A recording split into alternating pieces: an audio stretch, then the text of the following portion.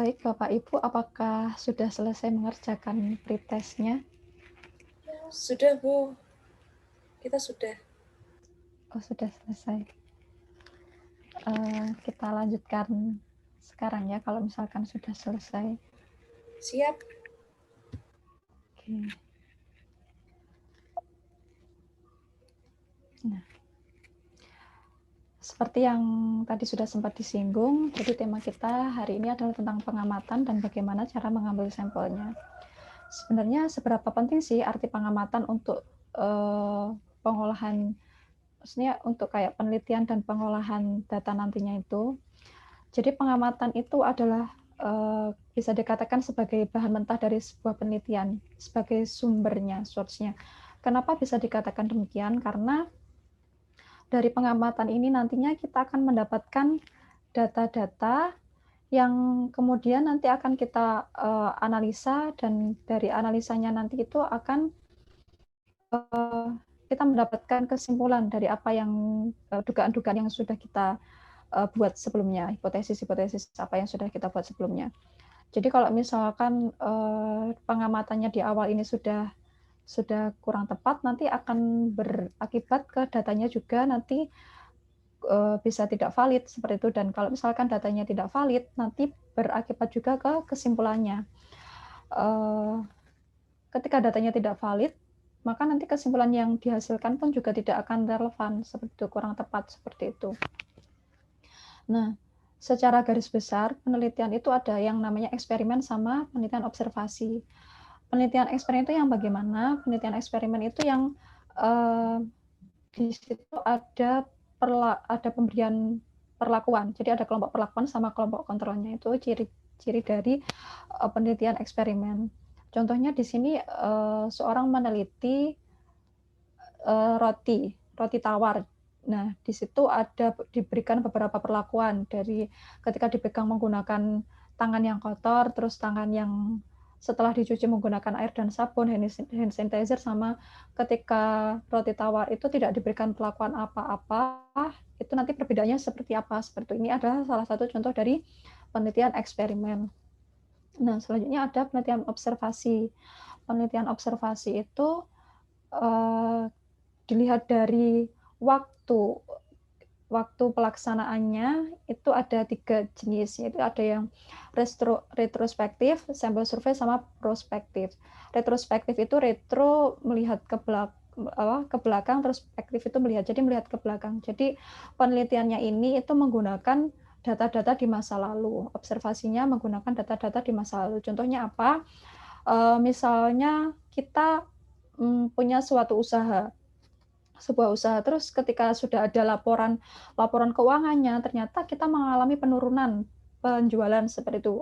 Nah, kita penasaran apa sih sebenarnya yang menjadi faktor dari menurunnya penjualan produk kita di bulan ini, itu seperti itu. Nah, itu kita bisa mengeceknya menggunakan data-data yang sudah ada, apakah dari mungkin iklannya kurang masif atau seperti apa, kita bisa melihat data-datanya dari yang sudah ada.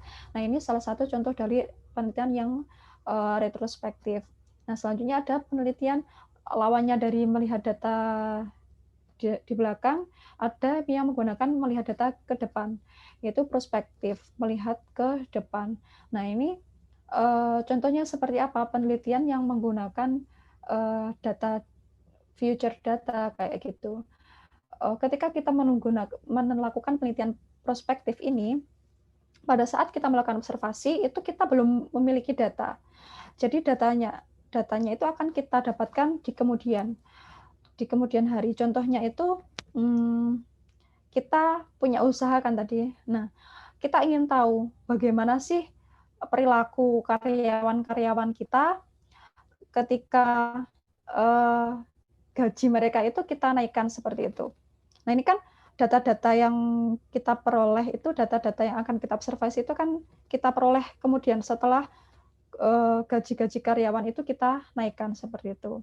Nah, ketika kita melakukan penelitiannya di waktu sekarang dan datanya juga kita dapatkan sekarang, itu adalah di sampel survei ini. Contohnya seperti apa? Contohnya misalkan kita baru masuk menjadi siswa baru di suatu sekolah misalkan. Nah, di situ nanti ada kegiatan outbound. Nah, di kegiatan outbound itu ada beberapa jenis olahraga yang bisa kita pilih, misalnya kayak basket, voli, atau renang.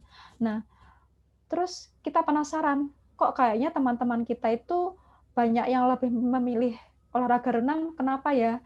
Nah, kita penasaran, kita melakukan observasi secara random ke teman-teman kita yang lebih memilih olahraga renang itu tadi. Kita ambil beberapa sampel 20 atau berapa misalnya, kita ambil secara acak terus kita wawancarai. Apa motivasi mereka, apa alasan mereka kok lebih memilih olahraga renang daripada olahraga yang lain yang ditawarkan. Nah, itu adalah salah satu contoh dari sampel survei. Jadi kita saat itu kita melakukan observasi, saat itu juga kita mendapatkan datanya seperti itu. Nah, berbicara masalah pengamatan, masalah penelitian, kita tidak terlepas dari yang namanya variabel. Apa sih sebenarnya variabel itu? Variabel itu adalah ciri yang menunjukkan keragaman untuk membedakan atau menjelaskan. Jadi ciri-ciri yang beraneka ragam. Contohnya di sini ada Mbak Sisuka sama Dora. Nah, ini kan berat badannya Sisuka dan Dora ini berbeda. Terus kayak statusnya juga status apakah sudah menikah atau belum, itu juga beda. Sisuka kemarin baru menikah, Dora belum. Jadi status pernikahannya juga berbeda. Terus suhu badannya juga berbeda. Suhu badannya Sisuka sama suhu badannya Dora juga berbeda. Pendidikan terakhirnya juga berbeda. Pekerjaannya berbeda. Nah, ciri-ciri yang menunjukkan keragaman dan antara satu individu dengan individu lainnya ini berbeda-beda. Inilah yang dinamakan dengan variabel. Jadi ada variabel berat badan, variabel status, variabel suhu badan, variabel pendidikan terakhir, variabel pekerjaan. Nah, karena ini kan panjang nama-nama variabelnya. Itu biasanya ketika kita sudah masuk di analisis atau di penulisan di laporan penelitiannya kita itu, kita menggunakan simbol-simbol. Jadi kayak misalkan kita mengenal biasanya yang umum itu ada variabel X sama variabel Y. Sebenarnya itu tidak ada patokan pasti kalau variabel terikat harus dituliskan dengan simbol Y, variabel bebas harus dituliskan dengan simbol X. Tapi itu adalah kayak kesepakatan umum yang umumnya kita itu menggunakan variabel terikat sebagai Y, variabel bebas sebagai dengan simbol X. Jadi kayak sudah kesepakatan umum saja seperti itu. Nanti kalau misalkan di suatu penelitian ada beberapa variabel bebas, nanti bisa dikasih simbol X1, X2, X3 sampai I sebanyak variabel bebasnya itu. Misalkan variabel berat badan X1, variabel status X2 dan seterusnya. Nah, jenis variabel ini ada beberapa jenis. Seperti yang sudah sempat disinggung kemarin, ini sama dengan jenis data yang di pertemuan pertama. Jadi kan variabel ini adalah data-datanya. Kita kayak variabel berat badan kan berarti data berat badannya dari individu ke satu individu kayak gitunya. Jadi variabel itu berdasarkan sifatnya dibedakan menjadi variabel kualitatif sama variabel kuantitatif.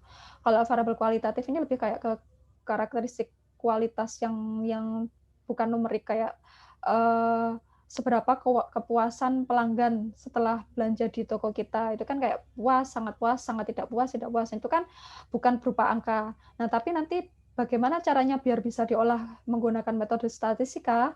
Di sini nanti kita menggunakan simbol-simbol pengkategorian. Kayak misalkan sangat tidak puas dikategorikan menjadi 1, puas 2, terus sangat puas 3. Nah, itu nanti baru bisa diolah menggunakan metode statistika. Selain kualitatif, berdasarkan sifatnya itu ada variabel kuantitatif. Nah, variabel kuantitatif ini adalah variabel yang didapatkan dari pengukuran. Jadi berbentuknya numerik kayak berat badan, terus suhu badan, tinggi badan kayak gitu. Nah, variabel berdasarkan kontinuitasnya itu diberikan menjadi variabel kontinu dan variabel diskrit. Variabel kontinu ini didapatkan dari aktivitas mengukur. Jadi kayak tinggi badan, berat badan itu kan mengukur. Atau juga bisa disebut di sebarang berapapun nilainya kita ambil, di situ memungkinkan untuk menjadi nilai dari suatu variabel tersebut. Kayak misalkan kita bicara variabel tinggi badan. 141,5. Kan tetap mungkin ada seorang yang tingginya itu 141,5. Koma-koma itu tetap mungkin. Nah, ini adalah salah satu contoh dari variabel yang kontinu. Terus ada juga yang namanya variabel diskrit. Variabel diskrit ini didapatkan dari aktivitas mencacah. Jadi kayak menghitung 1, 2, 3. Contohnya itu kayak banyaknya anggota keluarga. Kan ini didapatkan dari aktivitas mencacah, menghitung 1, 2, 3. Tidak mungkin kan ada anggota keluarga yang banyaknya itu 2,5, kan nggak mungkin. Nah, ini adalah variabel diskrit. Nah, selanjutnya ada variabel yang dibedakan berdasarkan skala pengukurannya. Itu ada variabel nominal, ordinal, interval, dan rasio. Nominal itu yang dikategorikan dan dia tidak punya urutan. Jadi antara kategori satu dan yang lainnya itu setara. Contohnya kalau di sini ini yang warna merah, ini adalah variabel nominal, kayak status pernikahan, pekerjaan. Jadi kayak pekerjaan guru, dosen, dokter, kita simbolkan, kategorikan menjadi satu variabel, satu untuk guru, dua untuk dosen, tiga untuk dokter, dan lain sebagainya. Itu beda-beda kategorinya, tapi tidak ada urutannya di sini, semuanya setara. Nah, untuk variabel ordinal ini sama juga dengan nominal untuk mengkategorikan, hanya bedanya dia ini sudah punya tingkatannya, ada tingkatannya. Jadi kayak di sini contohnya itu pendidikan terakhir. Pendidikan terakhir SD, SMP, SMA, perguruan tinggi. Ini kan dikategorikan, tapi ada tingkatannya. SMP, SD, SMP, SMA ini ada tingkatannya. Jadi ini sudah masuk di variabel ordinal. Terus kalau yang interval itu sudah didapatkannya itu melalui aktivitas mengukur. Jadi kayak mengukur, tapi di sini interval sama rasio ini sama-sama sudah melewati aktivitas pengukuran, mengukur. Hanya saja bedanya kalau yang interval ini 0 di variabel interval ini bukanlah 0 yang mutlak, nilainya bukan 0 mutlak, artinya 0 kan biasanya kita sesuatu ketika nilainya 0 itu kan kayak tidak ada gitu kan. Contohnya kayak nilai ulangan. Saya nilai ulangannya 0, berarti kan saya tidak nilainya 0, nggak punya nilai gitu kan. Nah, ini ketika ini namanya nilai 0-nya punya nilai yang mutlak. Kalau misalkan 0 berarti tidak ada. Nah, kalau 0 berarti tidak ada, ini masuk di rasio. Ketika 0 berarti tidak punya arti, maksudnya 0 tidak berarti tidak ada atau bukan nilai mutlak, ini masuk di interval. Contohnya di interval itu suhu ruangan, suhu badan. Kan ketika suhu ruangannya 0, bukan berarti ruangannya itu tidak punya suhu, tapi memang suhunya itu 0. Nah, ini masuk di interval. Nah, yang paling tinggi tingkatannya itu adalah rasio itu tadi. Nah, dari semua jenis variabel ini yang paling penting kita untuk perhatikan ini adalah jenis variabel berdasarkan skala pengukurannya. Kenapa? Karena nanti metode-metode statistika itu nanti beracuannya ke jenis variabel yang berdasarkan skala pengukurannya. Jadi variabel yang nominal, antara variabel nominal, ordinal, interval, rasio nanti itu akan mempengaruhi ke jenis metode statistika apa yang akan kita gunakan, seperti itu. Selanjutnya ada distribusi. Jadi kayak kan tadi sempat disinggung bahwasanya variabel itu adalah ciri atau karakteristik dari suatu individu yang berbeda-beda, yang beraneka ragam. Nah, seberapa sih keberagamannya itu adalah sebaran atau distribusinya. Jadi misalkan ini contoh gambarnya. Di sini ada anak-anak, beberapa anak-anak. Terus di situ berapa sih peluang berat badannya anak-anak yang kurang dari 30 dari sekumpulan anak-anak ini. Jadi kan nanti bisa kelihatan kayak penyebaran distribusi variabelnya, data-datanya itu bagaimana. Contohnya distribusi itu seperti yang ada di gambarnya adalah distribusi normal. Jadi kalau dia berdistribusi normal, bentuknya itu nanti datanya ketika diplotkan atau digambarkan itu akan seperti lonceng, simetris, menjorok ke atas yang tengah. Jadi semakin jarang suatu nilainya, nanti jumlah apa ya, individunya itu juga semakin sedikit. Contohnya kalau misalkan kita di Jawa itu kan kebanyakan berkulitnya sawo matang. Nah, jarang kan yang berkulit putihnya. Jadi kayak individu yang berkulit putih ini bisa jadi yang di tengah ini karena dia jumlahnya relatif lebih sedikit daripada yang banyak yang ini yang sekitar yang samping-samping ini. Terus selanjutnya kita akan membahas tentang populasi. Apa sih sebenarnya populasi itu? Populasi itu adalah kumpulan semua objek yang menjadi pusat perhatian untuk diukur atau diteliti. Nah, secara garis besar ini ada dua populasi, ada dua jenis populasi, yaitu target population atau populasi target dan populasi yang bisa diakses. Populasi target ini adalah seluruh kelompok atau objek yang ingin digeneralisirkan oleh peneliti. Terus juga memenuhi kriteria yang ingin diteliti bagi peneliti tadi. Kalau yang populasi yang bisa diakses ini adalah porsi populasi, bagian dari populasi target itu. Terus biasanya juga terbatas pada wilayah, negara bagian, kota, kabupaten, ataupun institusi. Contohnya, misalkan populasi targetnya itu adalah semua lansia yang menderita Alzheimer. Nah, populasi yang bisa diakses kan nggak mungkin kita akan meneliti semua lansia yang menderita penyakit Alzheimer. Yang bisa diakses, kita bikin batasannya. Misalkan semua lansia yang menderita Alzheimer yang dirawat di Pantai Jumbo X, misalkan. Terus begitu juga dengan yang lainnya, kayak semua penderita AIDS itu kan sangat luas jangkauannya. Jadi bagaimana biar bisa dijangkau itu populasi yang bisa diakses ini adalah semua penderita AIDS di kota Y. Kita batasi di suatu kota tertentu, misalnya seperti itu. Terus sampel. Nah, sampel ini adalah bagian dari anggota populasi yang kita gunakan untuk mempelajari kondisi populasi yang sudah kita tentukan itu tadi. Jadi untuk menduga bagaimana sih karakteristik dari populasi penelitian kita itu seperti itu. Kalau kita berbicara sampel, kita juga akan ada yang namanya sampling. Sampling itu adalah proses memilih sekelompok orang, peristiwa, perilaku, atau elemen lain yang dapat digunakan untuk melakukan penelitian. Jadi, kenapa sih kok kita perlu menggunakan teknik sampling? Seperti yang juga sudah sempat dibahas di pertemuan sebelumnya, itu pertimbangannya adalah di biaya, waktu, dan tenaga. Selain itu juga mustahil untuk dilakukan. Ketika populasi itu mustahil untuk kita teliti semuanya, kita memerlukan yang namanya teknik sampling. Misalnya, kita ingin meneliti ikan tuna yang ada di laut, seperti itu kan mustahil jika kita teliti semuanya. Nah, karenanya kita memerlukan teknik sampling di sini.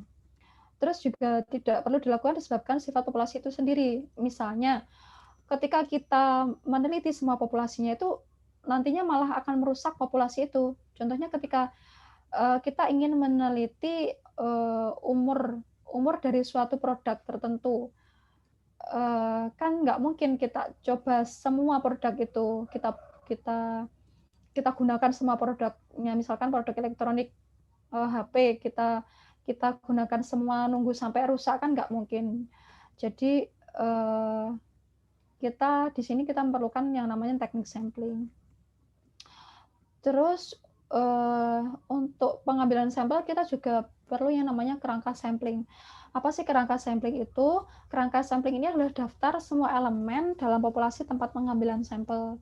Gunanya untuk apa? Ketika semua anggota dari unit sampling ini atau semua anggota dari populasi ini didaftar, nanti setiap anggota dari populasi ini akan teridentifikasi sehingga semuanya itu memiliki kesempatan yang sama untuk dipilih sebagai subjek atau elemen. Tidak akan ada lagi yang sudah diteliti ulang seperti itu, menghindari hal-hal yang seperti itu. Kenapa diperlukan adanya kerangka sampling.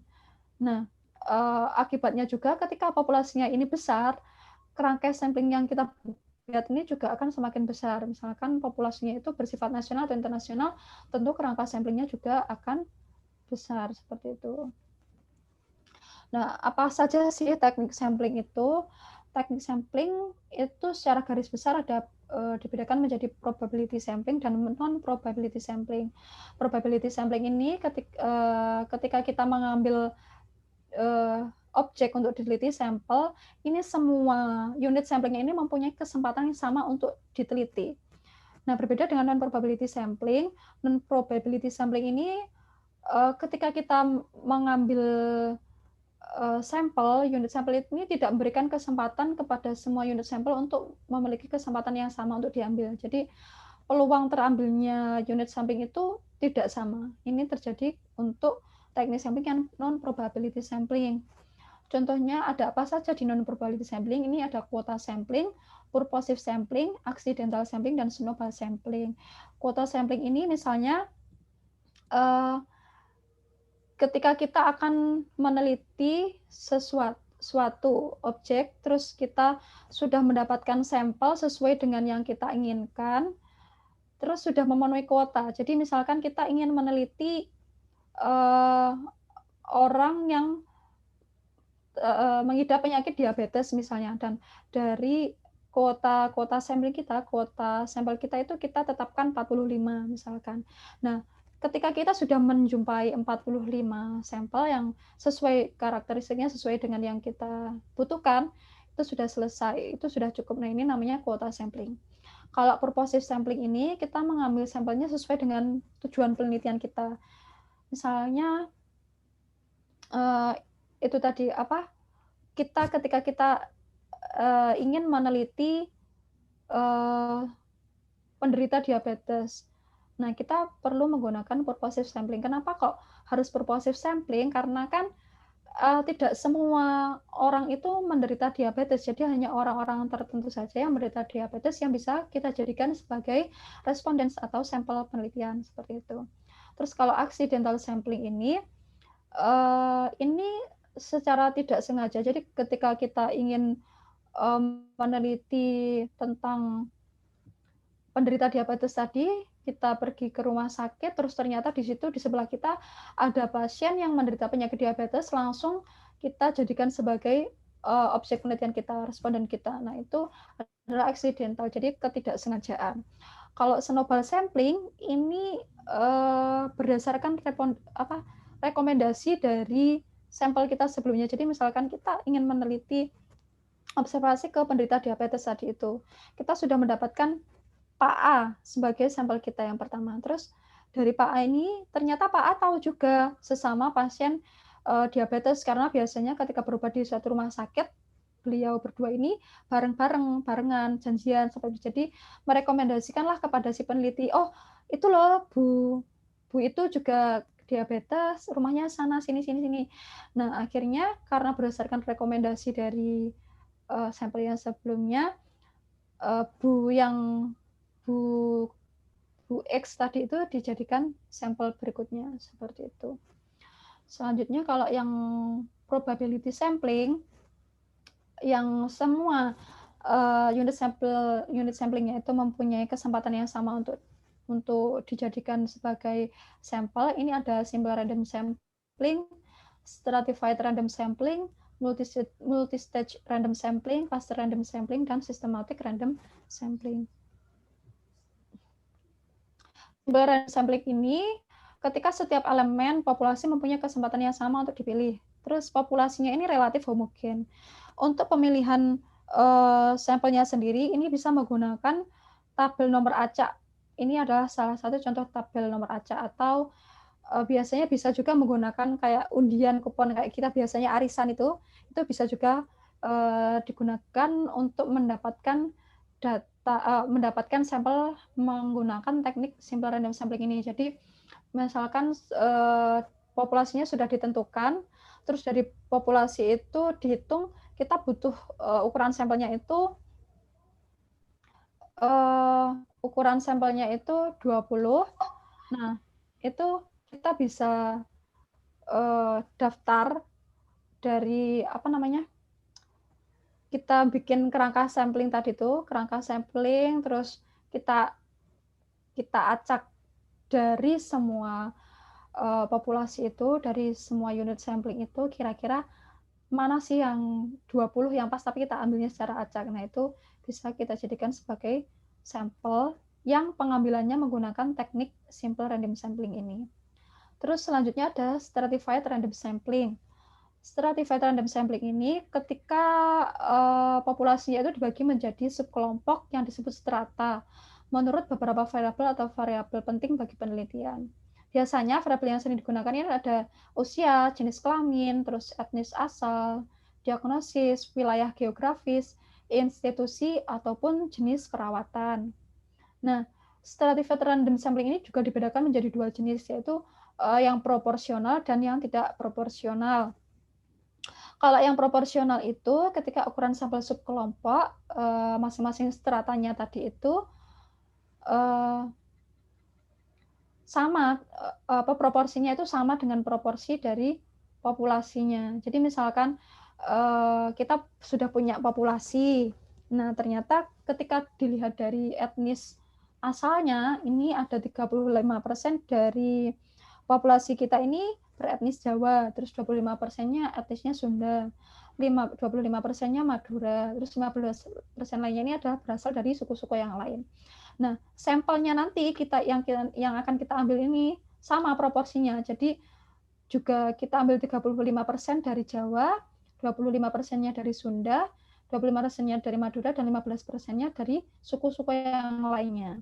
Nah, ketika itu tidak proporsional, itu ukuran sampel antar stratanya, antara subkelompoknya itu tidak sama dengan proporsi subkelompok yang ada di dalam populasi. Contohnya misalkan tadi berdasarkan variabel etnis asalnya ada Jawa, Sunda, Madura, populasinya ini di satu populasi individu yang berasal dari yang punya etnis Jawa ini, berasal dari etnis Jawa ini 45%. Terus yang berasal dari etnis Sunda 25%. Yang berasal dari etnis Madura 35%, dan etnis lainnya ini 5%.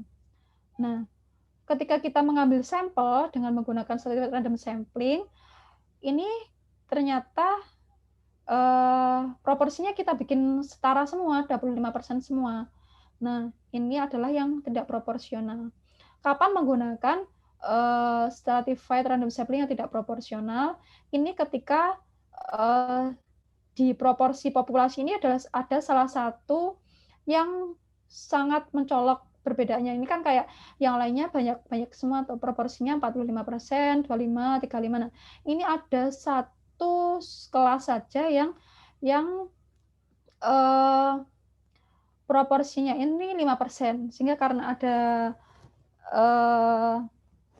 jomplang, apa bahasanya? Jomplang, ada jarak yang cukup lumayan besar, akhirnya dibikinlah proporsi sampelnya ini dibikin sama semua seperti itu.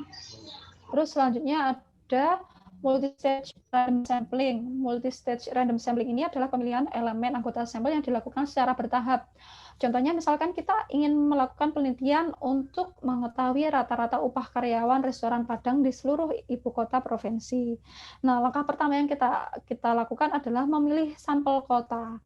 Kota mana saja yang akan kita jadikan sampel penelitian. Setelah kota tadi itu sudah sampel kota itu sudah kita dapatkan, dari sampel kota ini kita pilih restoran mana saja dari kota yang terpilih itu tadi. Jadi pertama menentukan kota mana yang akan kita teliti dari satu provinsi, dari satu ibu kota provinsi itu kota mana yang akan kita teliti.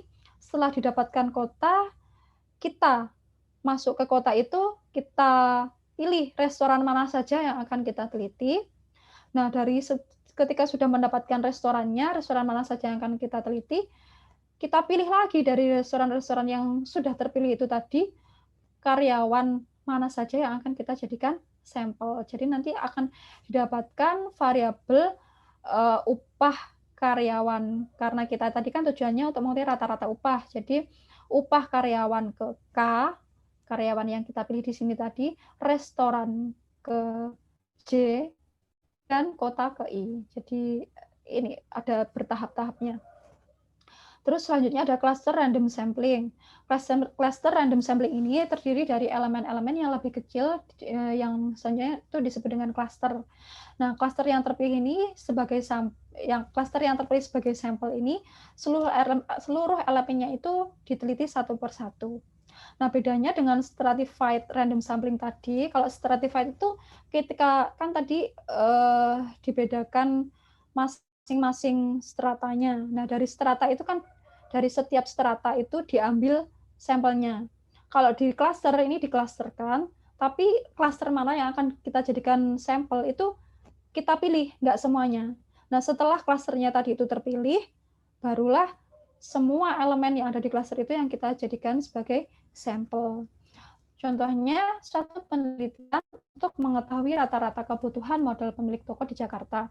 Misalnya ada pusat perbelanjaan seperti Pasar Baru, Glodok, PIM, terus Plaza Senayan, Mangga 2, itu semuanya dianggap sebagai klaster. Nah, apabila Pasar Baru terpilih sebagai sampel, maka semua toko yang ada di Pasar Baru itu kita teliti. Baliknya ditanya jumlah modal yang dibutuhkan itu berapa, seperti itu. Terus yang terakhir ada systematic random sampling. Systematic random sampling ini pemilihan elemen pertama dipilih secara acak. Terus selanjutnya itu dipilih menggunakan jarak. Nah, jaraknya ini kita simbolkan dengan K. Ini didapatkan dari jumlah populasi dibagi dengan banyaknya ukuran sampel. Jadi misalkan di sini ini ada populasinya ada 40 misalkan. Terus setelah dihitung ukuran sampelnya itu ada 13. Nah, banyaknya K ini berarti kan banyaknya populasi, jumlah populasi dibagi ukuran sampel. Jadi 40 dibagi 13. Ini kan ada 3,07 dibulatkan 3,1 dibulatkan lagi menjadi 3. Jadi selisihnya ini hanya 3. Misalkan elemen pertama yang dipilih secara acak ini jatuh ke populasi dengan nomor urut 3 ini. Nah, selanjutnya yang elemen yang akan kita pilih ini berjarak 3 urutannya dari yang 3 ini. Jadi 3, 3-nya lagi 3 tambah 3, 1, 2, 3, berarti 6 elemen yang bernomor urut 6, elemen yang bernomor urut 9, dan seterusnya. Jaraknya 3, 3, sampai sudah terpenuhi sesuai dengan ukuran sampelnya. Nah, untuk mencari berapa sih ukuran sampel yang kita butuhkan untuk melakukan penelitian ini, ada beberapa rumusnya. Ketika populasinya itu diketahui, itu kita bisa menggunakan rumus Lovin ini. Jadi ukuran sampel adalah banyaknya populasi N per 1 ditambahkan dengan N dikali taraf signifikansi pangkat 2. Atau bisa juga menggunakan tabel Krejci ini. Jadi kalau misalkan populasinya 60, terus kita menggunakan taraf signifikansinya 5%, berarti di sini berarti kita butuh ukuran sampelnya ada 51 dan seterusnya. Terus bagaimana ketika ukuran populasinya itu tidak diketahui, untuk untuk ukuran populasi yang tidak diketahui, ini ukuran sampelnya itu N lebih dari sama dengan P dikali Q per sigma kuadrat P. Jadi P ini adalah prosentase hipotesis yang dinyatakan dalam peluang, biasanya 0,5, dikalikan dengan 1 min P itu sendiri, terus dibagi dengan ini sigma kuadrat P-nya ini didapatkan dari rumus ini.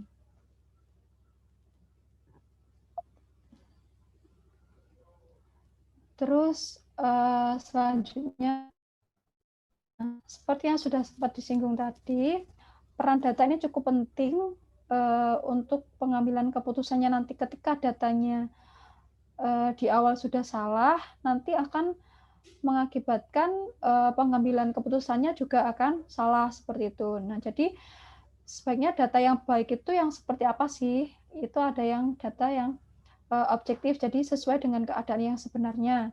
Terus representatif, jadi sampel yang diambil itu mewakili populasi. Karakteristik sampelnya mewakili karakteristik populasi. Terus kesalahan sampling atau sampling error-nya itu kecil. Terus tepat waktu, maksudnya sesuai waktu data yang kita gunakan itu, waktu data itu sesuai dengan yang akan kita butuhkan. Biasanya yang kalau misalkan kita menggunakan data masa lalu itu yang terbaru ketika kita akan menggunakan untuk memprediksi di kemudian hari. Terus yang juga relevan sesuai dengan penelitian yang kita inginkan juga. Nah, ini ada contoh kasus untuk yang bias dalam menentukan sampel.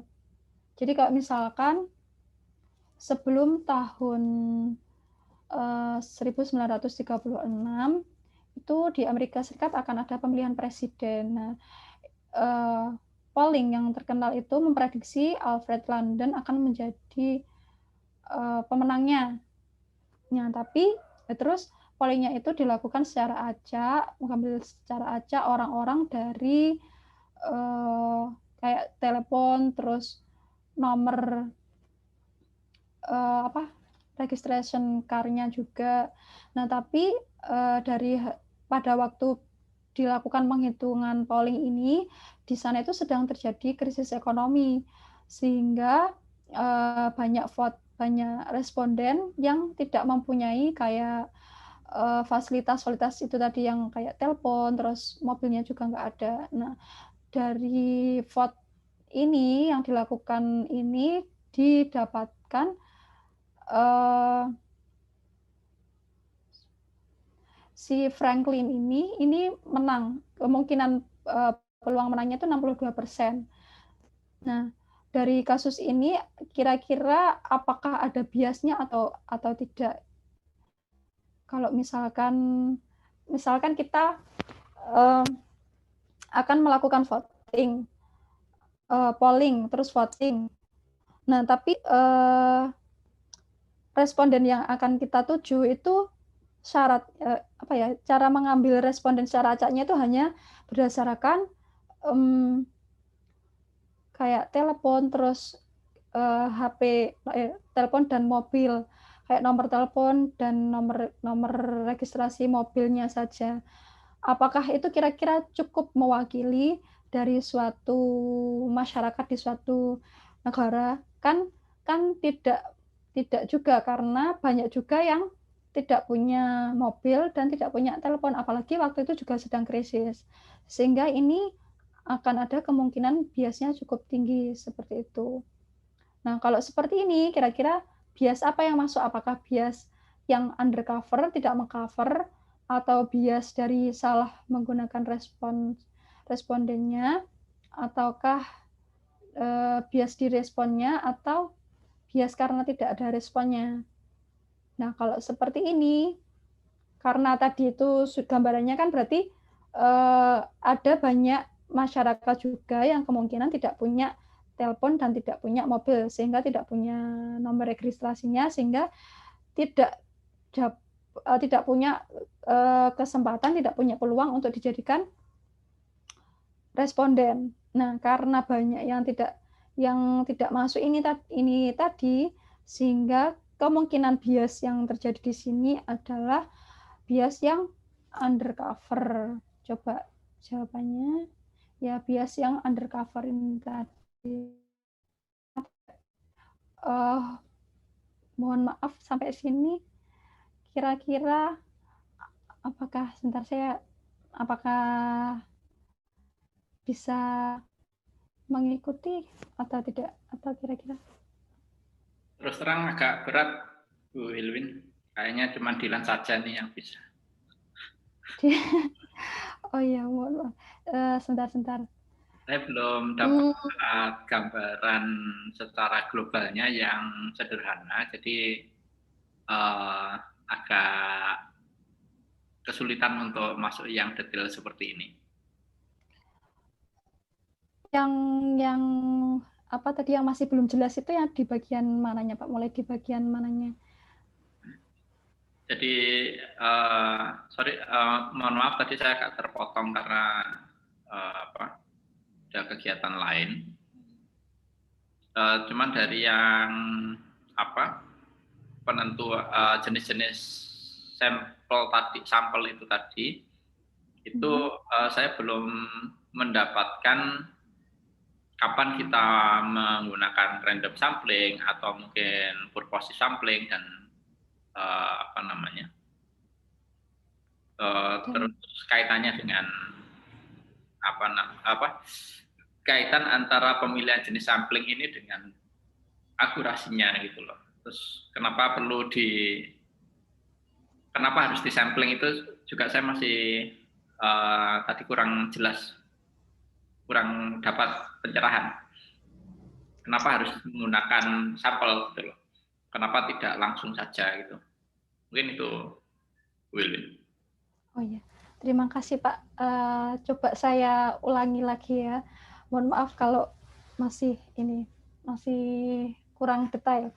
Jadi kenapa sih kok kita perlu menggunakan sampling? Kita perlu menggunakan teknik sampling. Ini urgensinya itu diantaranya pertimbangan biaya, waktu, dan tenaga.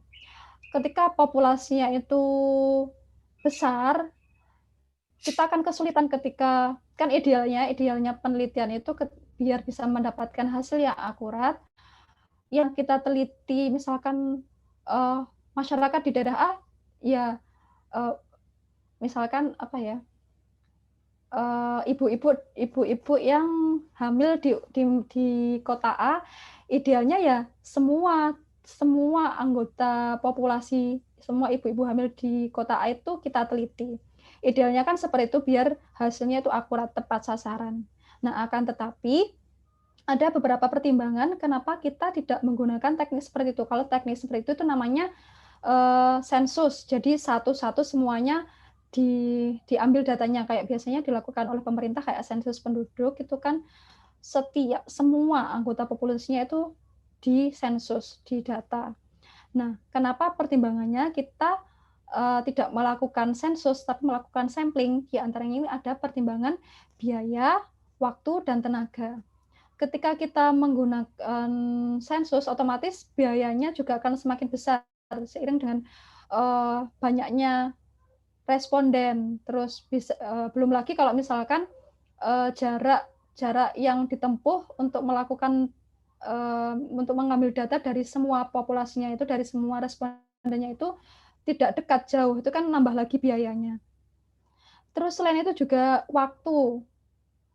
Kalau misalkan kita mengambil data dari semua populasi, terus jumlahnya banyak, terus tempatnya jauh-jauh semua, itu kan waktu juga akan semakin lama mengambilnya, tenaganya juga. Nah, nanti tenaga juga akan berimbas ke sejauh mana ketelitian pengukuran, mengambil datanya, seperti itu. Kalau misalkan surveyor atau yang mengambil datanya itu sedikit, terus populasinya sangat banyak, itu kan ada faktor capek, terus kalau sudah capek, ketelitiannya kan juga akan menurun kayak itu. Nah, itu diantara beberapa pertimbangan kenapa butuh sampling. Nah, selain itu, kenapa kok bisa menggunakan sampling? Karena dengan menggunakan sampling itu sendiri, itu nantinya dengan metode-metode yang sudah ada itu bisa untuk menduga bagaimana karakteristik yang ada di suatu populasi itu. Yang sempat saya contohkan itu gambaran sederhananya, kayak misalkan ibu kita misalkan masak sayur asem. Nah, kita ingin tahu bagaimana sih rasa sayur asem buatan ibu. Kan untuk mengetahui bagaimana rasa sayur asem buatan ibu itu kita tidak perlu untuk menghabiskan semua sayur asem yang ada di panci itu. Kita cukup mengambil sebagian satu mangkok, kita rasakan, oh enak, oh ini sayur ini ternyata ada yang kurang lembut, masih ada yang keras kayak gitu. Nah, itu kan cukup kita mengambil satu mangkok itu. Tidak perlu kita merasakan semuanya. Nah, itu gambaran dari sampling. Terus selain dari pertimbangan biaya, waktu, dan tenaga, itu ada juga populasi yang ketika kita ingin meneliti semua populasi itu mustahil untuk dilakukan. Nah, populasi itu kan ada yang bisa dihitung jumlahnya, ada yang tidak terhitung. Contohnya yang tidak terhitung itu kalau ketika kita ingin meneliti udang lobster di laut. Itu kan kita tidak tahu jumlahnya udang lobster itu ada berapa semuanya di laut, itu kan nggak tahu. Jadi mustahil ketika kita, karena jumlah populasinya saja kita nggak tahu. Jadi mustahil kita akan meliti semua anggota dari populasinya itu. Yang mungkin itu kita menggunakan teknik sampling. Ini nanti bisa diambil beberapa sampel untuk diteliti untuk menduga bagaimana karakteristik atau ciri-ciri dari keseluruhan populasinya itu tadi, ikan lobster yang ada di laut itu tadi. Terus selain itu juga ketika kita kenapa kita butuh sampling itu, ada juga penelitian yang tidak perlu dilakukan untuk semua anggota populasinya, karena bisa jadi sifatnya itu akan merusak. Contohnya ketika kita di suatu perusahaan elektronik, katakanlah HP Samsung. Nah, ketika kita ingin mengetahui seberapa sih umur pemakaian dari HP ini untuk sebagai quality control-nya, kan kita tidak perlu mencoba semua HP, kita gunakan semua HP yang sudah diproduksi untuk kita ketahui, oh HP yang Samsung yang ini ternyata umurnya 2 tahun, yang ini 2,5 tahun, yang ini 1 tahun belum ada sudah rusak. Kan nggak mungkin semua produk itu kita coba satu-satu, kita teliti, kita untuk mengetahui sampai sejauh mana umur pemakaian dari HP ini tadi, karena sifatnya itu nanti akan merusak itu tadi. Nah, ini karena sifat yang merusak inilah kita perlu menggunakan sampling. Jadi cukup beberapa sampel saja yang akan kita teliti, kita coba teliti seberapa jauh umur dari pemakaian produk HP tersebut. Nah, terus apa tadi, Pak? Mohon maaf. Sampling. Apa mungkin coba saya baca chatnya dulu. Terus ini langsung sambil menyambung dengan ini ya tadi pertanyaannya, bedanya dari masing-masing teknik sampling, terus kapan sih kita perlu menggunakannya, yang mana saja gitu ya tadi kalau nggak salah. Nah, kalau yang kan teknik sampling secara garis besar ada dua, ada probability sampling sama non probability sampling. Kalau probability sampling ini ketika kita mengambil sampelnya itu semua unit sampling itu semua elemen dari populasinya itu mempunyai kesempatan yang sama untuk kita jadikan sampel, kita ambil sebagai sampel, itu peluangnya sama, artinya semuanya ini relatif homogen, hampir semuanya homogen. Jadi mau ambil yang di sini, yang di sana, di manapun itu sama saja peluangnya sama, punya kesempatan yang sama. Nah, berbeda dengan non-probability sampling. Non-probability sampling ini tidak semua objek atau elemen itu punya kesempatan yang sama untuk kita jadikan sebagai sampel atau responden dalam suatu penelitian. Biasanya non-probability sampling ini digunakan untuk penelitian di bidang kayak kesehatan, kayak gitu. Jadi misalkan kita ingin meneliti populasinya itu penderita penyakit diabetes atau lansia yang menderita Alzheimer. Kan tidak semua orang itu menderita penyakit diabetes, dan tidak semua orang lansia juga itu mengidap Alzheimer seperti itu. Jadi disinilah biasanya kita peneliti itu menggunakan teknik sampling yang non probability sampling, yang semua orang itu tidak punya kesempatan yang sama untuk dijadikan sebagai objek penelitian. Mohon maaf, boleh menyela sebentar, Oh Bu iya, Hilwin? iya Ya. Pak, silakan. Mungkin bisa dijelaskan dulu yang dimaksud populasi itu apa? Karena yang contoh terakhir ini saya agak tidak apa namanya. Maksud saya itu kalau kayak penderita Alzheimer itu populasinya kan berarti para penderita Alzheimer bukan manusia keseluruhan gitu. Maksud saya kalau seperti itu kan seharusnya tetap masuk ke probable sampling. Mungkin bisa dijelaskan dulu definisi dari populasi itu apa? Kalau pemahaman kami itu populasi itu kan sekumpulan subjek yang mempunyai ciri-ciri khusus yang relatif homogen kan seperti itu, Bu Hilwin.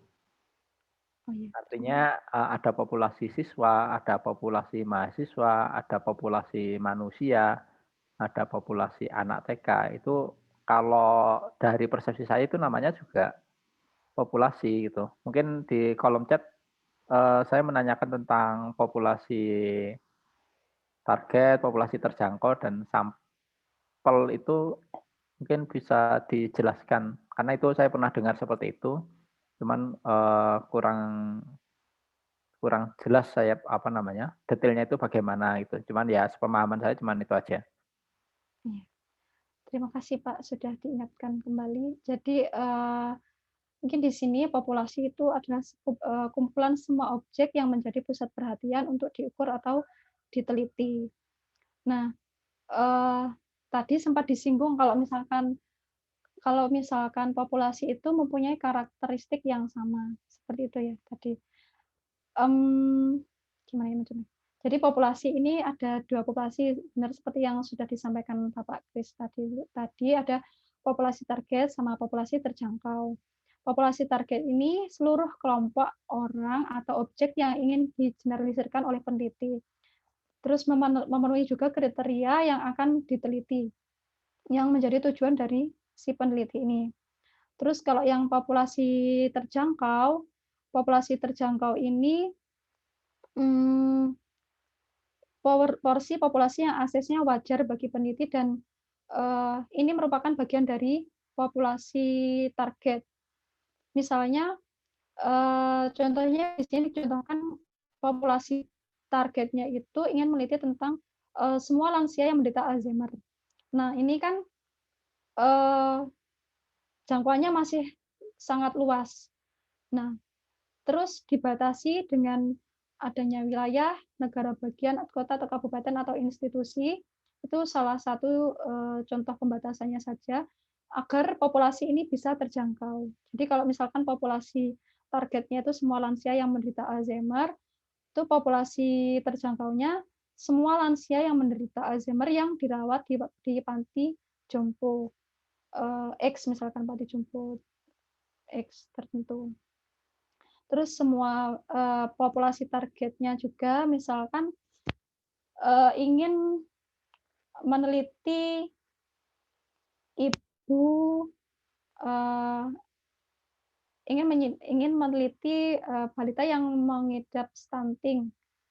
Nah, terus untuk biar populasinya itu bisa terjangkau, itu dipersempit, dibatasi oleh wilayah atau institusi tertentu. Jadi menjadi semua balita yang mengidap stunting di kota Malang misalnya seperti itu. Jadi ada pembatasannya. Terus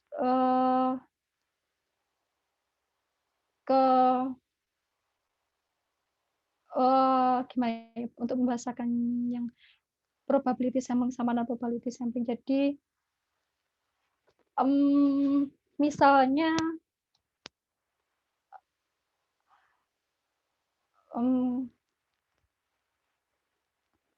atau gini, Gini, mungkin untuk non probability itu maksudnya populasinya heterogen atau homogen? heterogen. Heterogen. Jadi maksudnya itu kan kalau yang penjelasan awal tadi itu sampel itu kan syaratnya sehomogen mungkin gitu ya untuk Iya. menghindari bias gitu ya. Iya. Berarti non probability ini maksudnya itu eh, kita tidak tahu karakternya atau bagaimana? Jadi mendapatkan sampelnya itu secara kebetulan apa gimana gitu maksudnya? Jadi umpamanya kayak tadi contohnya kasus ibu hamil gitu ya. Iya. Ibu hamil kalau yang probability sampling tadi itu kan berarti populasinya jelas, yaitu adalah ibu hamil kan itu ya. Kemudian terjangkaunya kalau yang penjelasan tadi itu yang bisa dijangkau oleh peneliti itu berarti umpamanya saya di Malang berarti populasi terjangkau saya adalah ibu hamil yang ada di Malang, terus itu kemudian saya ambil sampelnya, entah saya milih yang salah satu gitu kan ya. Iya. Nah, kalau dalam non probability sampling itu untuk saya mendapat ibu hamil itu berarti saya mengamati semua ibu-ibu gitu ya. Tidak peduli itu hamil atau tidak, terus nanti dari situ terus kemudian saya dapat yang hamil baru dispesifikan lagi begitu atau bagaimana maksudnya yang non probability sampling ini? Kalau non probability sampling itu contohnya kayak misalkan yang hamil itu tadi.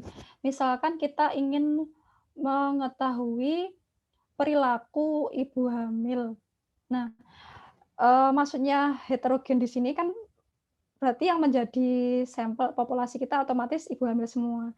Tapi ada beberapa karakter yang beda-beda dari masing-masing ibu hamil ini. Misalkan itu dipengaruhi kayak perekonomiannya, ekonominya yang menengah ke atas mungkin diperlakukan dengan lebih baik daripada yang ekonominya menengah ke bawah. Terus dipengaruhi juga bagaimana perilaku ibu hamil itu tadi dipengaruhi oleh seberapa sih pendidikan apa tingkat pendidikannya ibu itu tadi kan semakin baik tingkat pendidikan ibu tentang hamil. Oh, hamil itu kalau hamil harus begini, begini, begini, agar bayinya begini, ini tidak boleh begini, begini. Itu kan juga dipengaruhi oleh tingkat pendidikan si ibu juga, terus lingkungannya. Jadi ada faktor-faktor lain yang mempengaruhi si ibu hamil ini tadi yang tidak bisa dikendalikan. Jadi karakteristiknya bermacam-macam yang itu yang dimaksud heterogennya di sini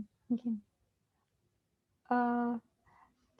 Apakah jelas kira-kira Pak atau Yang maksudnya yang non probable itu apanya? Saya kok belum paham. Mungkin secara praktisnya itu ini kan terkait dengan mungkin kalau sampling nanti kan terkait dengan metode analisisnya ya? Atau gimana? di pengambilan datanya saja sih Pak. Nanti kalau sudah dapat datanya analisisnya tergantung tujuan dan jenis datanya. Jadi gini Bu Ilwin, mungkin gini ya, kalau bayangan saya ya, nanti tolong diluruskan. Ketika saya pengen melihat variasi berat badan ibu hamil gitu ya, itu kan saya bisa menggunakan dua cara. Yang cara pertama adalah saya mendata semua atau mencari data tentang ibu hamil di Malang. Itu ya. Terus kemudian dari situ kemudian saya mengklasifikasikan data. Itu cara pertama. Cara kedua, yang cara pertama ini berarti saya harus jajah Milangkori kan gitu ya. Artinya saya harus keliling Malang untuk mencari. Nah, cara kedua, saya tidak mau repot gitu. Saya duduk di depan rumah, pokoknya ada setiap perempuan lewat, terus kemudian itu saya catat berat badannya, ya. Terus baru kemudian saya tanya hamil atau tidak itu. Yang artinya dari 1.000 orang yang lewat di depan rumah, itu kemungkinan yang hamil taruhlah 50 gitu ya. Artinya kan itu ada populasi 1.000, kemudian yang bisa saya pakai adalah 50. Tapi keuntungannya saya pasif gitu ya. Saya tinggal menunggu aja gitu.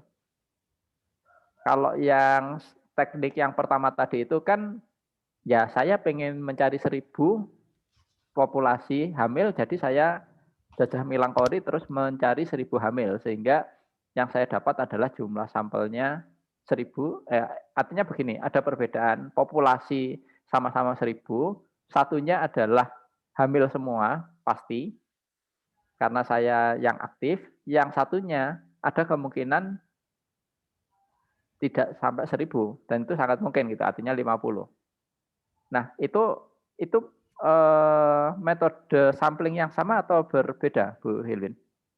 Berbeda. Jadi terima kasih Bapak Kris sudah membantu menyederhanakan yang saya maksud yang seperti ini. Jadi yang non probability sampling itu yang ketika kita cuma duduk terus menunggu yang ya apa tadi kayak Ibu lewat yang itu sesuai dengan yang kita kriteria yang kita inginkan untuk penelitian. Jadi yang tidak punya kesempatan apa yang non probability tidak punya peluang yang sama itu di teknik kita mengambil cara kita mengambil sampelnya itu tidak memberikan kesempatan yang sama untuk semua anggota apa teknik yang kita gunakan itu tidak memberikan kesempatan yang sama untuk semua elemen itu untuk dijadikan sebagai sampel. Jadi kalau misalkan yang teknik yang probability sampling tadi seperti yang sudah dijelaskan oleh Bapak Kris itu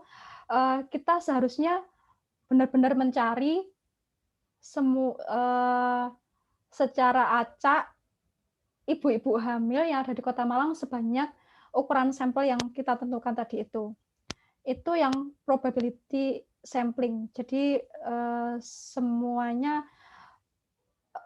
apa?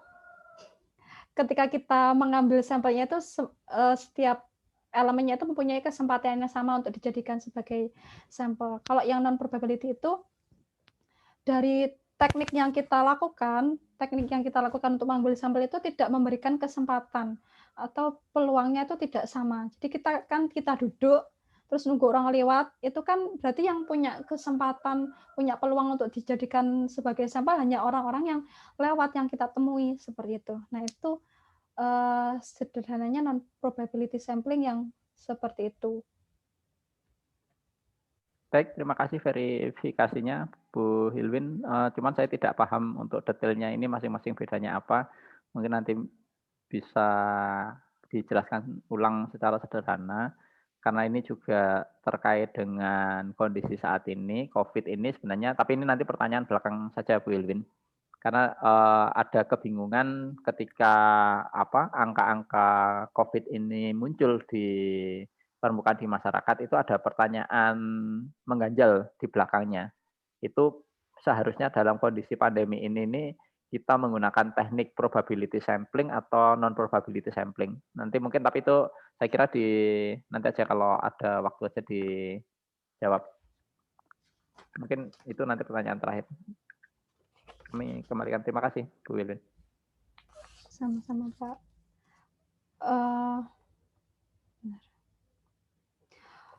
Untuk yang bedanya probability sampling sama non probability sampling kurang lebih seperti yang disederhanakan oleh Bapak Kris tadi. Nah, untuk lebih jelasnya kayak misalkan simple random sampling. Jadi simple random sampling ini setiap elemen dari populasi, semua unit samplingnya itu mempunyai kesempatan yang sama untuk dipilih. Misalkan populasi target kita itu ingin meneliti siswa di MAN 3 Malang misalnya. Terus salah, maaf. Misalkan populasi targetnya itu ingin mengetahui perilaku siswa SMA MA negeri, Madrasah Aliyah Negeri di Indonesia. Nah, itu karena saya berada di Blitar, jadi populasi terjangkau yang bisa diakses itu perilaku siswa Madrasah Aliyah Negeri yang ada di Kota Blitar, seperti itu. Nah, dari situ nanti kan sebentar ini kayaknya terlalu ini nanti buat contoh yang cluster. Kalau yang sample random sampling, ya misalkan populasi targetnya adalah perilaku siswa MA negeri di Kota Blitar, misalnya itu populasi tanya. Nah, yang terjangkaunya misalkan karena mungkin saya mengajar di salah satu sekolah atau lokasi saya dekat dengan sekolah man tertentu, man 2 Blitar misalnya. Jadi yang menjadi populasi terjangkaunya siswa di man 2 Blitar, misalnya seperti itu. Nah, terus dari situ kita nanti punya data semua siswa yang ada di Man 2 Blitar itu. Kita minta datanya dari pihak sekolah. Misalkan ada 2.000 siswa Man 2 Blitar.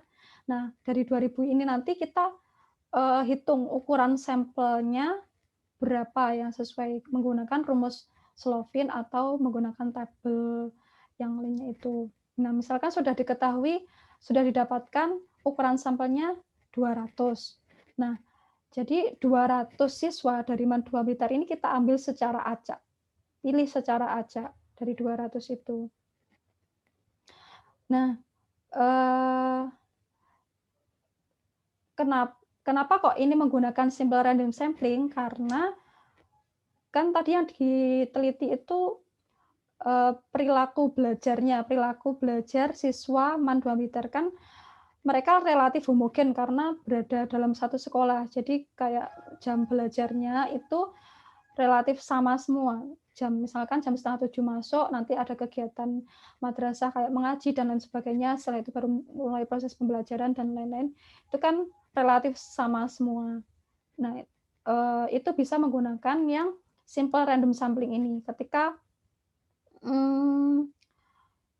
elemen populasinya relatif homogen, sesuai dengan tujuannya juga. Tujuannya kan populasinya itu tadi siswa Man 2 Blitar misalkan. Terus tujuannya itu kan ingin mengetahui perilaku belajar di sekolahnya, perilaku belajar di sekolah. Jadi kan kayak aktivitas siswa di sekolah itu relatif sama semua. Karena sudah ditentukan oleh pihak sekolah tentang jam sekian sampai jam sekian belajar, istirahatnya jam sekian, nanti kegiatan yang lainnya jam sekian-sekian. Itu relatif sama semua. Nah, itu bisa menggunakan yang simple random sampling. Nah, kapan menggunakan stratified random sampling? Ini ketika misalkan sama populasi terjangkaunya itu siswa Man 2 Blitar. Akan tetapi tujuan penelitian kita itu ingin mengetahui kesan mereka selama belajar di Man 2 Blitar. Kan otomatis siswa kelas 1, siswa kelas 10, kelas 11 sama kelas 12 itu berbeda-beda karena lama mereka berada di sekolah itu sudah berbeda. Siswa kelas 1 masih 1 tahun, kelas 2 tahun, kelas 3 sudah 3 tahun, otomatis kesan dan pengalaman mereka di sana, yang diperoleh di sana itu juga berbeda. Nah, ini bisa menggunakan stratified random sampling. Jadi ada stratanya, strata kelas 1, kelas 2, sama kelas 3. Nah, kalau stratified random sampling ini setelah dibagi menjadi beberapa strata, ini ditentukan ukuran sampelnya dari masing-masing strata. Jadi dari setiap strata ini diambil semua sampelnya. Kan tadi ada yang proporsional sama tidak proporsional. Ketika proporsinya jumlah siswanya kelas 1, kelas 2, dan kelas 3 ini relatif sama, kita bisa menggunakan yang proporsional. Jadi misalkan dari 2.000 siswa Man 2 Blitar, ini 35% ini adalah siswa kelas 1. Terus 35%-nya lagi siswa kelas 2 dan 30%-nya siswa kelas 3. Kan proporsi ketiga kelas ini relatif sama. Nah, ini bisa menggunakan yang proporsional. Jadi mengambil sampelnya 35% dari siswa kelas 1, terus 35%-nya dari siswa kelas 2, dan 30%-nya dari siswa kelas 3. Terus kalau yang tidak proporsional itu misalkan ketika siswa kelas jumlah ketiga kelas ini ada yang berbeda, yang sangat berbeda, sangat mencolok perbedaannya. Jadi kan misalkan dari 2000 tadi itu ternyata yang siswa kelas 1 ini yang paling sedikit, hanya katakanlah 20% dari keseluruhan. Terus siswa kelas 2 dan kelas 3 ini masing-masing 40-40. Kan karena ada perbedaan ini, maka bisa menggunakan yang stratified random sampling yang tidak proporsional. Jadi semuanya dipukul rata dari ketiga kelas itu.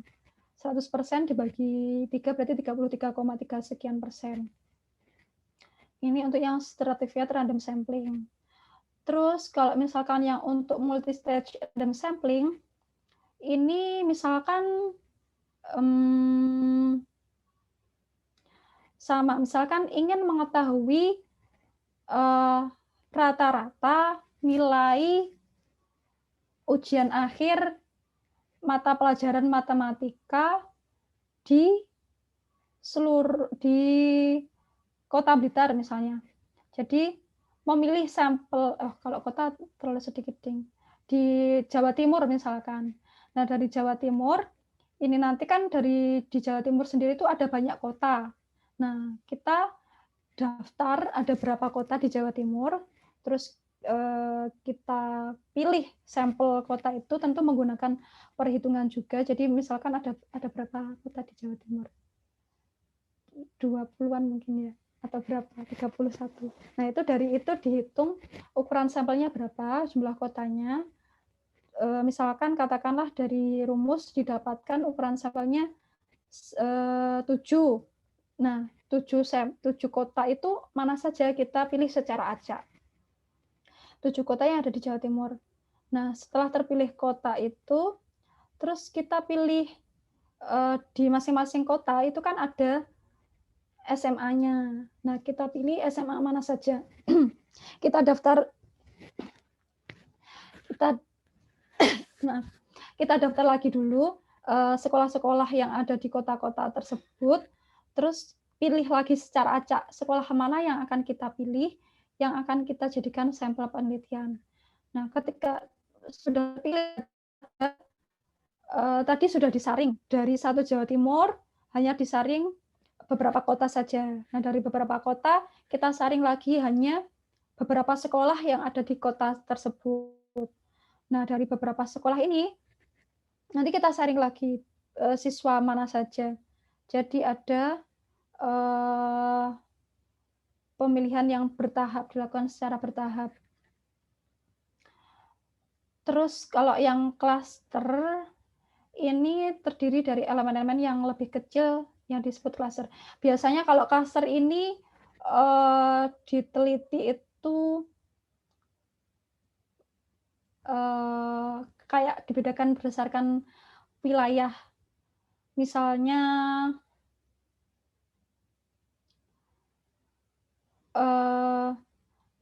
misalnya kayak yang sekolah tadi itu di Jawa Timur kan ada beberapa kota. Nah, itu bisa menggunakan klaster ketika sekolah antar kotanya itu dari misalkan yang ingin diteliti adalah kualitas belajar siswa atau kualitas keberhasilan guru dalam menyampaikan materi untuk siswa. Nah, itu bisa diambil klaster ketika sudah ada data atau yang menyatakan bahwa kualitas pendidikan atau gurunya itu tadi juga dari setiap daerah itu relatif sama. Itu bisa menggunakan klaster random sampling ini. Bedanya dengan stratified tadi, kalau misalkan stratified tadi kan dibedakan berdasarkan strata, dibagi kelas. Kalau klaster ini cuma lebih memperkecil, kayak misalkan kayak lokasi kayak gitu di kelas, lebih memperkecil. Jadi tidak berdasarkan kayak strata, tidak berdasarkan kelas karakter, perbedaan karakter. Jadi lebih kayak biar untuk memperkecil pembatasan wilayah seperti itu. Terus kalau yang contohnya kalau yang di sini ini ingin mengetahui rata-rata kebutuhan modal pemilik toko di Jakarta. Nah, ada beberapa mall.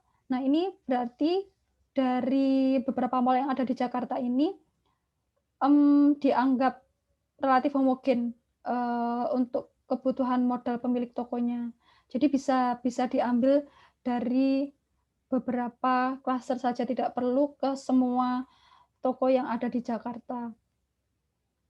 Itu. Terus kalau yang systematic random sampling, ini hanya awalnya saja, sampel elemen pertama saja yang dipilih secara acak, tapi setelah itu dipilihnya ini berdasarkan kayak secara sistematis ada jarak. Maksudnya jarak itu kan tadi dibikin kayak kerangka sampel. Terus, nah ini kerangka sampel. Nah, pemilihan berjaraknya itu, misalkan sampel pertama yang dipilih itu sampel dengan nomor urut 5. Terus jaraknya 3, berarti selanjutnya ini berjaraknya 3 sampel ke 8, dan seterusnya. Nah, ini kelebihannya ketika menggunakan systematic random sampling, mungkin dia memang lebih cepat, enak kan, tinggal menentukan oh ini tinggal lebih cepat, tidak perlu mengacak karena sudah hanya yang pertama saja yang diacak, selanjutnya dipilih secara sistematis. Tapi ketika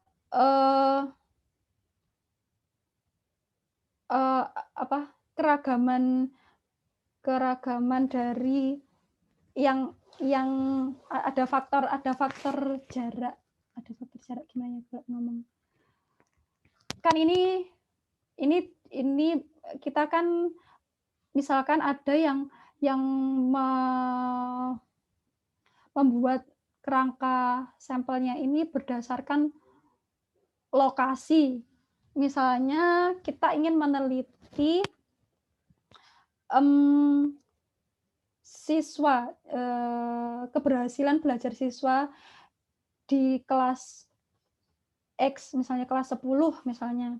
Nah, kita membuat daftar populasinya itu berdasarkan tempat duduk siswa. Tempat duduk siswa, jadi yang berdekatan itu nomor urutnya juga berdekatan. Terus kita ingin tahu keberhasilannya itu dari kayak nilai-nilainya, nilai ulangan dan keaktifannya seperti itu. Nah, itu kan bisa jadi ada faktor lain yang berdekatan, mungkin sering, yang bangkunya berdekatan, sering belajar bareng sehingga hampir sama kualitasnya. Terus lumayan berbeda dengan yang jaraknya berjauhan. Jadi kekurangannya itu di situ ketika penempatan kerangka sampelnya itu tuh tidak merata.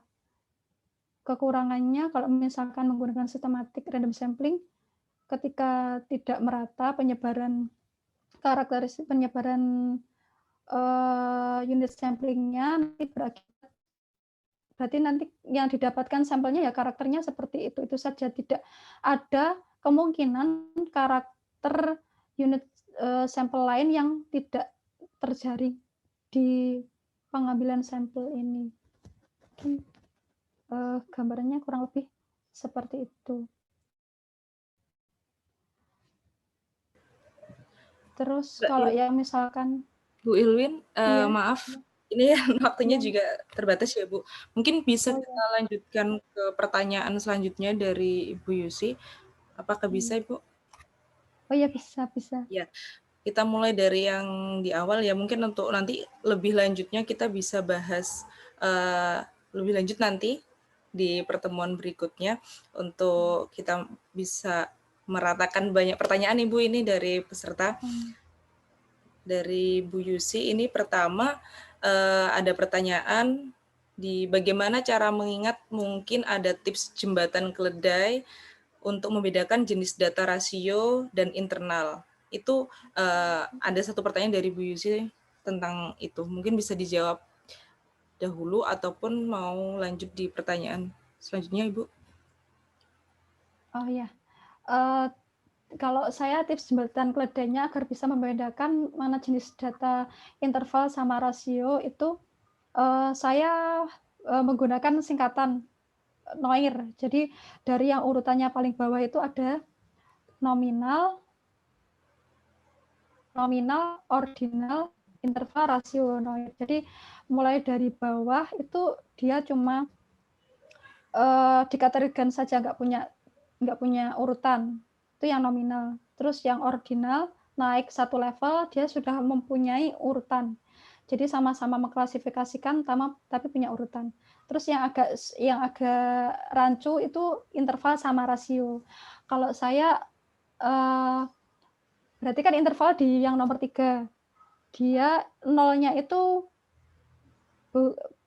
bukan nilai mutlak. Jadi nolnya di interval itu tidak ada artinya. Artinya tidak ada artinya itu, maksudnya tidak ada artinya itu, nol di skala penguraian rasio ini tidak berarti tidak ada. Kalau biasanya kan kalau kita hitung-hitungan, 1 lebih dari 0, 2 lebih dari 1, kayak gitu kan. 0 itu kan biasanya tidak, artinya itu nggak punya apa-apa, 0, tidak ada. Nah kalau di interval ini, dia belum sampai ke tahap itu. Interval 0 yang di interval ini tidak punya arti seperti itu. Dia ya udah 0, memang 0. Kayak suhu 0 itu kan bukan berarti suhunya tidak ada. Tapi karena memang suhunya itu 0 derajat Celcius seperti itu. Nah, kalau rasio ketika nolnya yang di rasio ini berarti tidak ada. Jadi mungkin lebih enak menghafalkannya, 0 di rasio itu berarti tidak ada.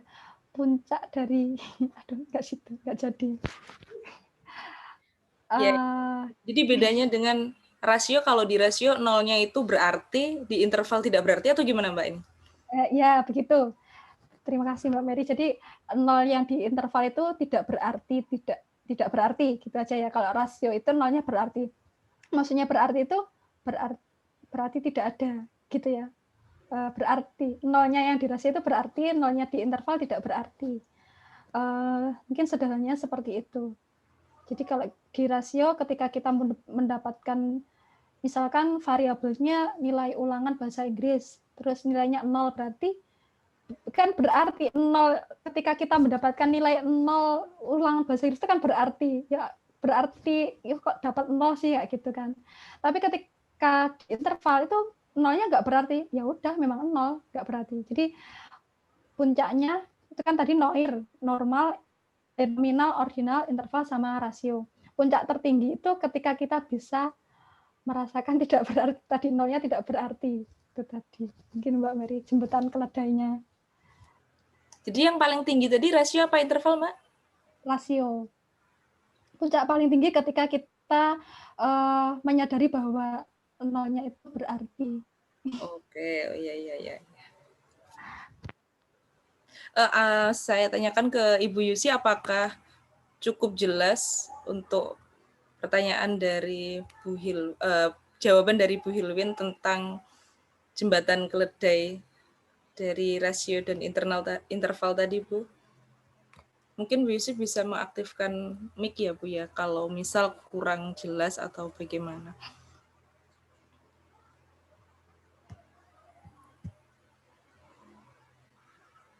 Bisa dijelaskan agak lambat enggak? Saya masih bingung. Oke. Iya, Bu Hilwin. Contoh konkretnya itu kalau suhu itu kalau rasio itu nanti keluarnya bagaimana, kalau interval bagaimana? Oke, itu Mbak Hilwin untuk pertanyaan lanjutan dari Pak Kris tentang langkah konkret, bukti konkretnya mungkin Pak ya. Oh ya, mungkin bukti konkretnya juga ketika di interval itu tidak berlaku operasi matematika. Contohnya kalau misalkan suhu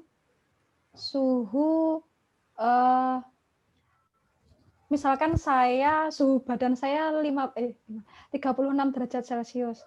Terus saya masuk ruangannya itu 27 derajat Celcius, kan ketika saya berada di ruangan situ nggak berarti nanti akan ada interaksi penjumlahan pengurangan suhu.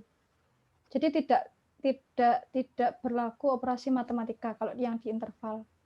Kalau yang rasio itu berlaku ketika sekarang nilai ulangannya 0, terus besok ulangannya 80. Kan kalau di rata-rata masih dijumlahkan masih bisa. Apakah cukup jelas bayangannya? Mungkin ini Wilwin maksud saya. Saya masih bingung ya. Kapan skala pengukuran itu disebut rasio, kapan itu disebut interval. Itu maksudnya jenis datanya ataukah cara mencatat datanya atau bagaimana? Maksud saya seperti ini, suhu itu apakah bisa dimasukkan skala pengukuran rasio dan interval ataukah suhu itu otomatis menjadi interval gitu, tidak bisa di rasio gitu. Apa gimana? Kalau pemahaman saya kayak suhu badan itu kan yang saya tahu ya, kalau di bawah 35 itu maka dingin. Kalau 35 sampai 37 itu normal, di atas 37 itu panas. Nah, ketika data yang kita gunakan itu adalah kata dingin, normal, panas, maka itu kalau saya kan menyebutnya itu adalah data nominal ya. Saya lupa. Tetapi kalau itu utuh, umpamanya dari 10 anak yang diukur, terus saya nyatetnya adalah 36,5, 36,1, 36,7, 37, sekian ya, yang itu merupakan data numerik, itu saya tidak tahu itu namanya data apa, itu rasio, interval, ordinal atau nominal. Kalau data yang saya olah itu tetap utuh seperti itu. Kan terus bisa lagi juga bahwa datanya itu seperti ini. Jadi kalau 35 sampai 36 saya klasifikasikan golongan kelompok 1. 36 37 itu kelompok 2, 37 38 kelompok 3, 38 ke atas kelompok 4 umpamanya. Kan berarti akan ada 4 kelompok seperti itu. Nah, itu namanya skala pengukuran apa kalau seperti itu? Jadi kan yang pertama tadi kan dingin, normal, panas. Ya, kalau pemahaman saya itu kan nominal mungkin ya. Terus yang kedua adalah ya sudah saya mengolah utuh datanya dari alat ukur itu. Dalam hal ini besaran dari suhu yang muncul di termometer. Itu terus kemudian saya olah tanpa saya konversi gitu. Yang ketiga saya konversi juga, tetapi dengan menggunakan ring itu tadi. 35 sampai 6 saya masukkan kelompok 1, 36 37 kelompok 2, 37 38 kelompok 3, 38 ke atas kelompok 4, atau mungkin sebaliknya ya. Yang kelompok 4 adalah yang 35 36 itu. Nah, itu namanya skala pengukuran apa? Itu ada kaidahnya atau suka-suka dari penelitinya? Mau menggunakan yang original, apa numerik, atau yang tadi itu pengelompokan seperti itu saya belum tahu namanya apa kalau secara statistik itu namanya apa kalau model-model seperti itu. Yang saya pahami ya ada beberapa pengelompokan itu kan loh. Mungkin itu Bu Ilwin. Artinya kalau numerik tadi itu kalau 10 anak berbeda berarti kan akan ada 10 kelompok kan berarti. Kalau saya membagi dingin, normal, tinggi, berarti kan akan ada 10 orang akan jadi 3 kelompok kan gitu.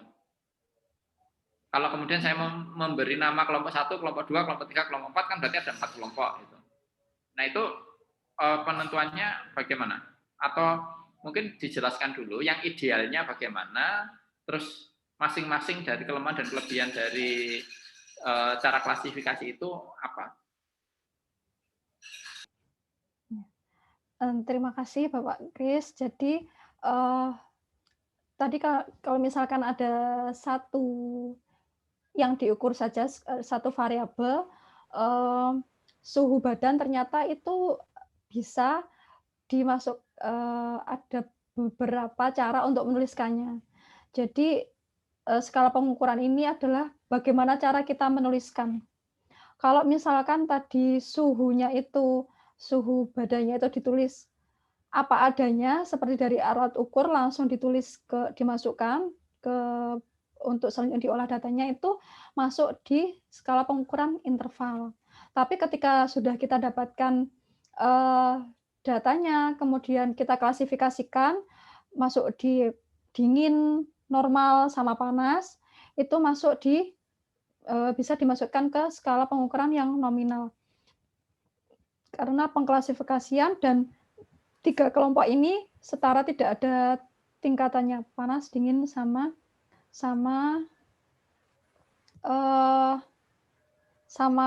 panas, normal, sama dingin. Tapi ketika dari pencatatan data tentang suhu ini tadi, terus kita kelompokkan lagi, misalkan kelompok 1 yang suhunya dari paling rendah, misalkan 35 sampai 36, terus kelompok kedua dari suhu 37 sampai suhu 38 dan sekian-sekian, kan ada tingkatannya. Jadi kalau misalkan tujuannya peneliti ingin mengetahui semakin tinggi suhunya nanti apakah akan mempunyai akibat. Jadi yang ingin dilihat ketika yang ingin dilihat oleh si peneliti ini adalah pengaruh dari perbedaan semakin tinggi rendahnya suhu, itu kan tadi dikelompokkan, itu masuk di skala pengukuran ordinal karena ada urutannya. Kalau terus bagaimana sebaiknya kita menggunakan, apakah dikelompokkan atau tetap menuliskan data apa adanya begitu saja? Kalau sejauh yang saya tahu ini sementara tergantung tujuan penelitian si peneliti. Mungkin nanti ini sejauh yang saya tahu sementara. Nanti kalau misalkan ternyata saya membaca literatur lain terus berbeda dengan apa yang saya sampaikan hari ini, mungkin nanti pertemuan depan bisa saya sampaikan. Kalau yang saya tahu sementara sejauh ini itu tergantung tujuan penelitian dari peneliti. Misalkan yang ingin dilihat peneliti ini lebih ke perbedaan dari panas dingin normal, itu ya bisa menggunakan dinominal, dimasuk di skala pengukuran nominal. Kalau misalkan peneliti itu tujuannya ingin mengetahui derajat dari dingin sampai panasnya suhu, jadi kayak ada urutan-urutan suhunya itu masuk di skala ordinal. Tapi ketika si peneliti menuliskan suhunya itu, hasil pengukurannya itu apa adanya, itu masuk di interval. Jadi tergantung dari tujuan penelitinya itu, apakah ingin melihat perbedaan dari panas dingin normalnya ataukah ingin melihat perbedaan dari semakin tinggi suhunya, apakah ingin ya sudah suhunya dicatat apa adanya karena barangkali ingin mengetahui keberagaman suhu tubuh dari siswa. Kan misalkan kayak sekarang kan kalau kita berbicara suhu tubuh ini cukup sensitif karena sedang di mana-mana terjadi kayak pengecekan suhu untuk salah satu indikator apakah ini COVID atau tidak, seperti itu. Jadi kalau misalkan tujuannya ingin, ya. Oh iya, ini Bu, ini kan waktunya sudah mepet ya Bu ya. Ini apakah bisa kita lanjut ke tahap selanjutnya untuk post-test, karena pembahasannya memang sangat menarik ya, dan memang banyak yang kepo tentang contoh realnya untuk memahami dasar-dasar statistika, mungkinkah kita untuk membahas lebih detail di minggu depan dengan pembahasan yang contoh-contoh yang lebih sederhana lagi supaya peserta juga lebih mudah untuk memahaminya. Nah, untuk sesi kali ini memang karena waktunya terbatas, mungkin kita bisa lanjut ke tahap terakhir yakni post-test. Bagaimana Bu Hilwin? Bisakah? Oh ya, nggak apa-apa. Oh iya. Ya, jadi Bu Moderator mohon tolong dicatat pertanyaan-pertanyaannya nanti bisa dikumpulkan terus jawab untuk selanjutnya. Ya, pertanyaan hari ini nanti saya tampung beberapa yang belum kelar nanti kita bahas untuk minggu depan di jam dan hari yang sama. Untuk sekarang mungkin bisa kita lanjut ke post-test ya. Teman-teman semua peserta bisa mengerjakan post-test di link yang ada di chat. Kita bisa mulai untuk mengerjakan. Sembari Bu Hilwin mungkin bisa memberikan conclusion untuk pertemuan hari ini. Kita berikan waktu sekitar 5 menit sampai 10 menit untuk mengerjakan. Begitu. Terima kasih teman-teman, silakan dicek di laman chat. Terima kasih atas antusias belajar Bapak Ibu semua pada hari ini. Ini nggak apa-apa sambil takut di-stop. Ya nggak apa-apa. Teman-teman sambil ngerjain, Bu Hilwin juga bisa memberikan konklusi. Iya. Jadi sebenarnya kalau sejauh yang saya tahu, bagaimana kita kayak menggunakan skala pengukuran, terus teknik sampling mana yang kita gunakan, terus nanti juga metode statistika apa yang akan kita gunakan, itu tergantung bagaimana tujuan dari si peneliti. Jadi misalkan sama contoh sederhananya seperti yang tadi, sama-sama datanya tentang suhu tubuh. Nah, tapi kita bisa memasukkan dia ke skala pengukuran yang mana, itu tergantung tujuan dari peneliti. Apakah peneliti itu ingin melihat perbedaan dari suhunya itu dari panas, dari pengklasifikasian panas dingin normal, ataukah ingin melihat dari perbedaan derajat suhu, semakin tinggi suhu akan apakah semakin berpengaruh terhadap penelitiannya ataukah tidak, seperti itu. Ataukah ingin melihat pengaruh suhu itu sesuai dengan hasil pengukuran, hasil real sesuai yang pengukuran yang telah dilakukan. Nah, itu meskipun sama datanya, tapi skala pengukuran apa yang digunakan itu bisa berbeda-beda sesuai dengan tujuan dari si peneliti. Seperti itu. Jadi ibaratnya ini bukan sesuatu yang metodenya pasti, tapi tidak pasti harus kita lewati yang A jadi sakit. Jadi ada banyak jalan, nanti bisa kita pilih mana yang paling sesuai dengan tujuan kita. Mungkin seperti itu, Bu Mary, sementara. Ya, terima kasih, Bu Hilwin. Kita tunggu teman-teman untuk menyelesaikan post-testnya, baru kita tutup sebentar ya, Bu Hilwin ya. Iya.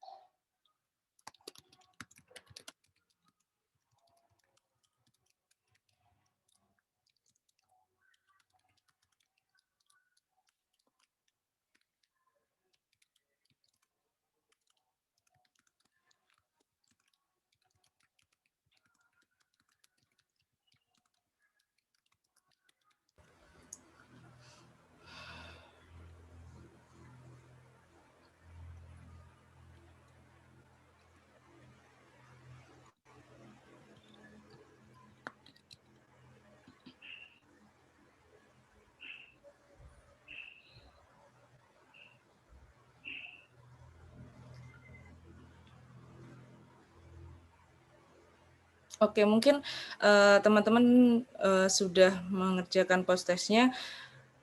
Untuk acara pada siang hari ini, sudah siang. Terima kasih atas antusiasme peserta semua dalam mengikuti Sinau Bareng Statistika di pertemuan kedua. Insya Allah kita akan konsisten ataupun rutin untuk bertemu di setiap hari Sabtu di jam yang sama juga dengan materi-materi yang menarik. Nah, seperti hari ini mungkin banyak pertanyaan yang belum sempat terjawab. Kita akan siapkan pertanyaan dan materi selanjutnya di pertemuan yang akan datang. Jadi peserta yang hari ini mengikuti, kami harapkan untuk mengikuti di pertemuan ketiga, yakni Sabtu depan. Dan saya ingin menyampaikan bahwa acara Sinau Bareng Statistika ini disupport oleh Edmuku.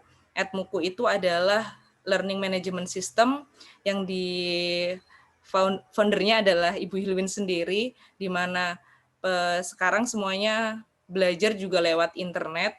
Jadi Bu Hilwin nambah alternatifnya berupa melalui LMS Edmuku. Kalau peserta kepo bisa lihat di Google, juga sudah ada di Google Play Store.